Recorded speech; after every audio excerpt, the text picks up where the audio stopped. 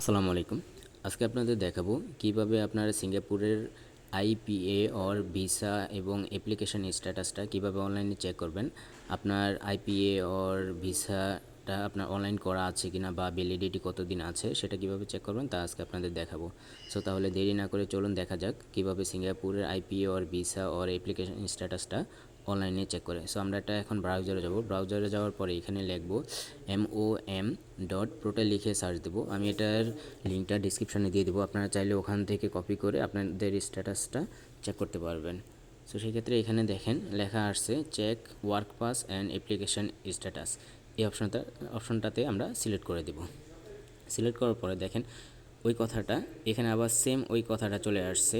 ওই অপশনটা check work pass and application status, ওই অপশনটাতে আমরা আবার সিলেক্ট করে দেব। সিলেক্ট করার পরে দেখেন এখানে লেখা আসছে সিলেক্ট ইউর ল্যাঙ্গুয়েজ।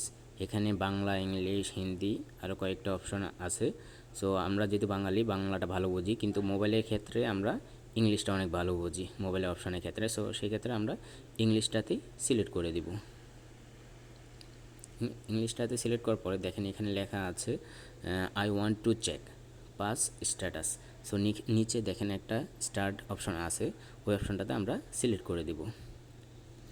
সিলেক্ট করার পরে দেখেন এখানে লেখা আসছে প্রোভাইড দ্য ফলোয়িং ডিটেলস।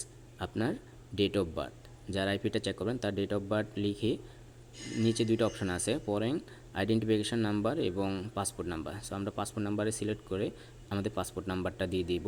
দিয়ে দেওয়ার পরে নিচে একটা সাবমিট অপশন আছে, সাবমিট অপশানে সিলেক্ট করে দেব। সিলেক্ট করার পরে আপনার আইপিটা চলে আসবে। যদি এটা অনলাইনে থাকে আপনার আইপিটা চলে আসবে, আপনার ভ্যালিডিটি কত দিন, আপনার আইপি ভ্যালিডিটি বা আপনার ভিসাটার ভ্যালিডিটি কত দিন সেটা চলে আসবে। আপনার অ্যাপ্লিকেশন স্ট্যাটাসটা ফুল এখানে চলে আসবে।